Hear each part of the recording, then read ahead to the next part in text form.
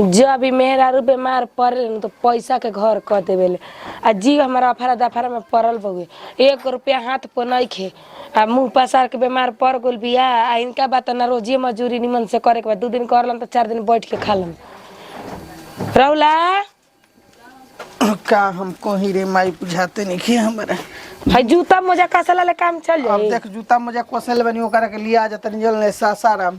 Doctor साहब कहला उनु के देखो का हमची के हम दवाई अंदाजे पे ती बुझाते नहीं खेले जाके और जो खून जांच करा देबो तो पता चल जाइनु कि कौन रोग बा। अब का पता नया नया कुल रोग चलल बैसन देखते ही 10 दिन से बुखार से कांपती है ततली कहती है कपार में दर्द बा ततली कहती है डाँड में दर्द बा। डॉक्टर साहब कहला उनकी सबसे बढ़िया रही तू एगो ब्लड टेस्ट करा देबो। सुनो तबे 2000 रुपया देता सुन ना हमर बतिया सुनबे के अपने कथा बचाबे ते ओकरा के सासरा न ले जो कहाँ ले जाई मुंजी ले जो ओकरा नहीं है नहीं हर ओकरा ले जो।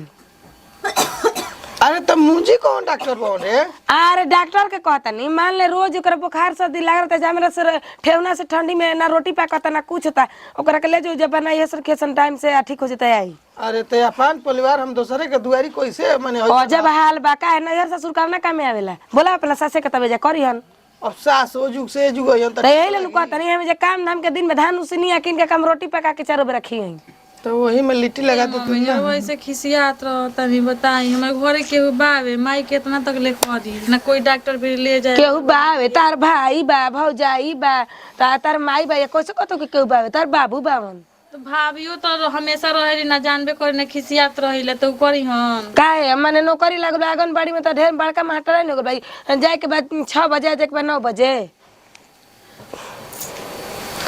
चल जाओ जे निक हो जे तो ई थोड़ी बा कम बाला इटला तनी हो जगह सब कोई कहेला ये कि जब तबीयत खराब होला तो चला वेले जन गया अच्छा लागेला रहुए बताए आहो तो या कसरुआ आदमी रहला त जाला ना बोलावेला ना आदमी तो हंदार माई होइले ना एगो नेफ लगावेली कि बेटी घर का पानी ना पियम। हां तो एगो पाड़ी कहले रही तो दैए के पी लेती का दिक्कत अरे बबुआ हां देख झोल झाल के फेरे में नत ओ जगह जइहन इनकर माई बाड़ी उनकर चाचा झाड़ेलन झाड़ दिहन 2 दिन में ठीक हो जइहन बुखार उतर जाला झरला पे तब का बुखार के जड़ी बनाला यही से कारी तो छोड़ दही यति ना करही तैयारी हो तरह पहुंचा देता बबुआ तो दवाई से ना ठीक हो तो जड़ी बनवाला से मतलब कि ठीक हो जाए रहुओ गजब करता नहीं मम्मी ना कबो अच्छा कबो तू होला नैहर जाइल ना काहे चाहेलू हो तार माई कोनो दुख जरना न तारा के देबेली देखी केहू के माई दुख जर ना दे हम तारा के ई देखी ना कोने आके तू जाइल ना चाहेलू नैहर जबकि हमनी के केहू एक बार हमर बुढ़वा कहत रहन त 2 बार अपन लुकारी लेकर निकल जात रही। बताइए इतना जरा जरी बुखार से पूरा देह का पता गड़िया पर जाइब कैसे हम मतलब कि जाए पूरा देह हाथ को थरथरा तरुए हमार बैठ के जाए के बाद चल के नहीं के जाए के गाड़ी निकाल रे वही मोटरसाइकिल पे तो तका पे ले जीबे ससुर डोली का कदी ससुरम का ससुरम के नाम लेल बाबे रे खूनवा चेक करावे के नु कहत ओ जना खून चेक हो इनकर माई ना कर दी हन तो जो से दूर न हो जाता रे दूर कवन बा कुदारा ससुर में ढेर नु अंतर बा कुदरा हम कहतनी जाए के कि मुंजी कहनी है जाए के मुंजी मेरे के मौसी की हमका कॉल आवे तू ढेर सुनत हवे हां त कुदरा जात हवे त रोज चुप चोरी त जानबे ना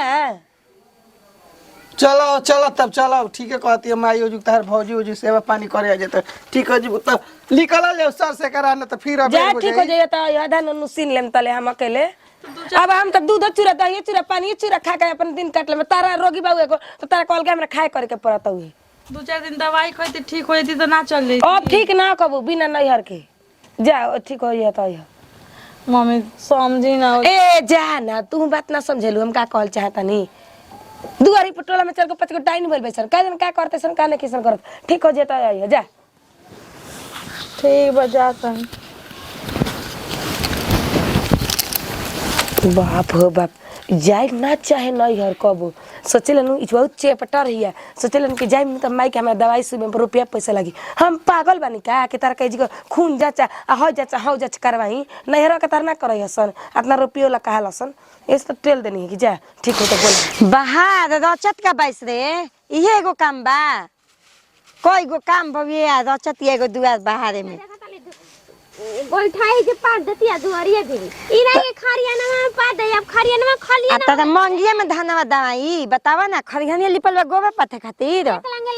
लाठवा भी पात देती पात दे ले जो जे छौरी पे पात ओए ढोल में मेहनतिए लागता कुल हम ही कर दिन रे चिल्ला मत एक ऐसे सुबह भोरे ही उठ के लेना करा गरु के मुंह हां करबू ना हो रहे दीदी तो ओकरा पर दाजे मरत रह कुल क के ध देत रहे आ तू पैत रह मान जत रह कर त गोल ससुर है काम करे तारे आइए जा कर हाली जाके ले आ खचिया गोठा उठा दे चाची की तरह कनी है ना का भेज दिया चले के तनी से पिए दिया खुरपिया संग ही तोरा खुरपिया दी हां उ उनो को तुम खुरपिया दिए संग ही हम मन निमन नहीं कह दे उनका पियाजी में ढेर घास लागल बा हमने जिम का खुद पिया लाल बा चल जाइए ते ही कहत रही तो सुन तो ना रही ए तो किस बार ला तोरा पे अरे बुचिया प्रणाम खुश का गोड़ लगे तनी दीदा खुश रह गोड़ लगे तनी दीदिया बैठ भारी है मैं कुल साड़ी हो का करत ले बैठ के दुआर अरे जे बाहर त रह जाओ ना कइली ह आई ना दिया कइनी ह फोन माने कोई के वाली बिना फोन के का समाचार बुचिया ना मिली का समाचार के कहले बारे माई बुखार लागत है 10 दिन से ठीके नहीं खे हो खत त पाहुन जी दवाई ना करानी हां अब देखिए एगो बात कहत रु से दवाई टाइम ढेर करैनी और कौन तो चाचा एगो झाड़ी ना उहे से बुखार झरवा दे मैं जड़ी बनवा दे जनी ना अगर ना ओकर से ठीक होई तो ओकरा बाद हम देखम आजी पाहुन रउए बताई बुखार के जड़ी बनाला बनवाला ना के पहले दवाई सुई कराओ जे ओकरा बाद न माई सिखा के भेजली है कि जड़ी बांधा से का बुखार उतरेला तो मियादी बुखार होखेला त ना कनी बनाला जी बुनियादी है कि बुनियादी अब हम का जाना तनी महाराज कहीं का रघु सब देखी जा रघु तो बेटिए नु हिया मान ली कि खाल त मर जी त रो हम आ पहले दवाई सुई ना खवाई ई का कहतन जी एगो बात कहल हनी देखी तबीयत खराब हो जाई तरा उठे ना करा दिहन दवाई ई कोनो जरूरत कर दिन ले बुखार लागत बुचियो दीदी के खून अरे जांच 10 कराल ती 15 दिन से बुखार लागत है बूढ़ी करे के खून पावा नहीं खाबो आधा किलो खून निकलवा दी देख रउ माई नु कम ना है जननी रउ माई जितना कहेली उतने भर चली ना ई ना के ले जाके चाहे डोमराव आ बक्सा तनी दवाई बीरो करा दी निमन डॉक्टर से देखिए अगर रहुआ कोनो बढ़िया हॉस्पिटल जाना तो कम त ले जा कर लेकिन हमरा कोनो इतराज नहीं के रहुआ खून जांच कराई चाहे दवाई कराई या चाहे कुछ करी अच्छा ई बताई मने के घरे घर जीवन नहीं खे सबे कोई बाहरे भीतर बा हमनी के मतारी बेटी बाइन जाई जुकवा त मरद मानुष नहीं खे रहुए त पढ़ल लिखल बाइन संघवा में जाइम त दवाइयो के रहुए बुझाई के कौन कैसे खियाए के बा हम के त बुझाइबे ना करी भैया का माने वहां के नहीं खीन त बाई भैया त एगो केने केने भैया करी है अरे त महाराज कहीं के सुनी ने एगो बात कहतनी वहां के बहिन ना हिया कोनो बात हो जी त कहम नु कि तू हित हमर बहिन के ऐसे ऐसे कह देला तू कहां रह देखी रउआ खिसिया तनी ना खिसियाए वाला बात नहीं के हमहू बुझत नहीं रउआ माई के बार असही करे जब देखेली ना माई की तबीयत हमार खराब हो गईल तो चाहे कि पैसा लाग जाई करे धरे के पड़ जाई करे के डरे ना का कर के पहुंचे उनका भई रहेला अरे ना बुझी ना खेला जी महाराज कहीं का वो सब के फल त तनी बनत नु सीधा कहीं कि सब कोई पैसा लगावे के डरे डराइल बरुए त हमर देखी रवा माई के चन्हाकी बुद्धि हम कुल जानी ना गाँव ले चली ना वहाँ के माने जब बीमार पड़े लइके न त टेल दी ना ए जा आ निक होई त बोला ली ना जा दी जा चुपचाप रही जा हम चली पानी उनी पी ली आई तब हम ससुरारी में का करम ओ ऐसे तो ऐसे ए जे लाठ के गोइलन मातारी जितना कहते नु उतने भर चलतन इनको एक दिन ना गाय के घाव भइल नु त कह दियन के का कहत रहे बुढ़िया हमरा अरे के का कहे भाई बहुत तो इनकर माई ना बड़ी बदमाशिन बिया एक चासिन है एक नंबर के हम जानत नहीं क्यों का के तना नहीं हो रहा कोई नहीं है कि मम्मी जी हमार देखी दवाई करवा दी इहो कहलन इनका में गलती नहीं की कहलन कि चल इलाज करवा देते लेकिन इतना ना बोले लगे कि अभी के अभी पहुंचाओ चाहे लिए हमारे रुपये बात जो तो त टेल देली हम ना नु ढिलम चल बच्चिया हम तोरा के लिए चलम संजय डॉक्टर पर दवाई हमर सुई ठीक ना कराई लागे लगे माई चाची पूछत रहली रास्ते में कि जे बताओ फिर बीमार पड़ल बड़ तो तू आ गइल बता ठीक लागत अब काहला खातिर का करबू कोई मजा लेबे न करी हो चल घरवा में तोरा तो अटकत रहेला खूब अब मम्मी जी को हम कि न चुरा के खियावता तोरा के मम्मी जी या दादी जी के चलते तो सुखा के अठई हो गइल बारे डॉक्टर कहता कि इसको अनार खिलाइए इसको डब पिलाइए इसको कीवी खिलाइए ऐसे उतर अटकत रहा सुना हमारा हाथ अरे खून हाँ हाँ देखता हाँ हाँ ऐसे खाएगा ई काहे के लाइन जी हरियर का कहना ई हमर निमन ना लगल भसा भसा हाँ ना तारा अटकता है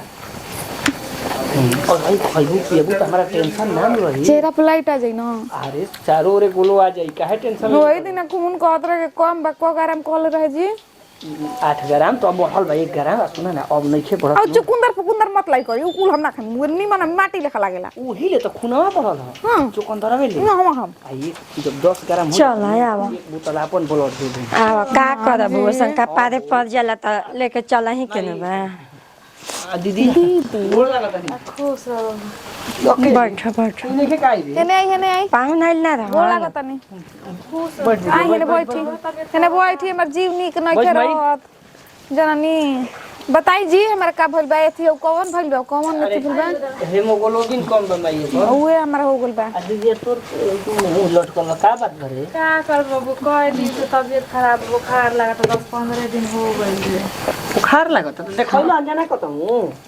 देखैले रहला हम में ते गुड़ी जाए देबेली कोई डॉक्टर भिरी काज में कौन के कहत रौरा ई नहीं के जाना त पहला बार का दे दियल बनी जब जब जीव इनका इहा के ठीक ना रहल त भेजली एगो बुखारो के दवाई उ लोग ना कर सकेला ने जाके हाला करे कहत कि नाम है करा फिर ये सासाराम बा कोटे के बारे अरे त कहनी है पाहुन ले त कहत उनके सुई दवाई हो गेल निमन नइखे होत माई कहले कि इनका चाचा एगो बुखार के जड़ी बानेलन बांध दियन बुखार के जड़ी त ठीक हो जाई कहनी के मियां आदि बुखार लागेला तब नु बन्हाला भाई तो 1988 में जियत रह जाई जड़ी ले बुखार ठीक हो जाई ओकरा के अरे तो जड़ी के चलते अरे हम ना बोलनी रे हम त जनतो नहीं कि फोनो ना आइल देखो त ना उतना हुआ के काम हमरा से आ फिर कैसे करम कहलक आ ना करम कुछ ना अरे हम कुल जानत हई रे बोही के अपना चनहाकी में रहेली के खर्चा बाँचो मने जब जब बीमार पड़ेले तब केल देवे लीजा आ जब निमन होई त फोन ले पूछत रही कि हाँ ठीक हो गलू तो हाँ बस बोला लीहन हैं का हम करम ते कुछ मत करिए तोरा के डॉक्टर साफा काम करे से मना कइले बा तो हमारे पर टेंशन हो गइल कि एगो तो हमारे घर मरीज रहे रहने को बहरियो ले आ गइलन अरे त का करबे अब चौपा के चल गलन दुआरी पले तते भगा देबे घर वाले के रखबे चौपा के चल हमारे के ना तोरा बोलावेला कुछ बात विचार नु करती हमें सुन ना काहे खिसिया तरे खिसियो मत दा सब हमरा भेजले बड़ी तो जड़ी माई बनवा दी हम चल हम घर तोरा पर खिसियात नहीं की रे बहिन है पागल कोई है खिसियात नहीं है लेकिन उनकर कैसन बेटी बा अपन परिवार के हे तरी करल जाला का कहू तू जानते पर उ समझेली पैसा लागे के डरे सब चीज करे तो ले ही जात रहला हम चल खून चेक करवा दी पानी चढ़वा दी तो कहत रही कि ना जड़ी बन्हाइला से होई लेके जो कतना कम मरतू नहीं खे रे एकर सासावा मरतू नहीं खे अरे मोटका हवन लोग रिपोर्टवा देती भइल आइल बा गइलन त कहने केने खिसिया के लेके रिपोर्टवा में तो कुछ देखा के खाली बुखार जार बुखार कवर जाता है टाइफाइड नहीं खाना भइल जी अब ले जाइम कल ले आके दिखाइम भी करम हो मोहनी के तनी हमरा के चली सुतती तनी हम बैठले बैठले के जो आराम कर जार लागत है एकरा कुछ खाए पिए के माई व्यवस्था कर चल दीजिए जो तुम घर में आराम करता जो माई लिया के जो तो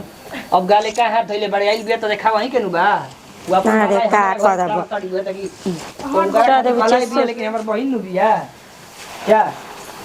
ए बुचिया हे पर सुत ना दे तन तेल घस दे सजी तू खाना हो तू खाना अब हमारा घोटा आता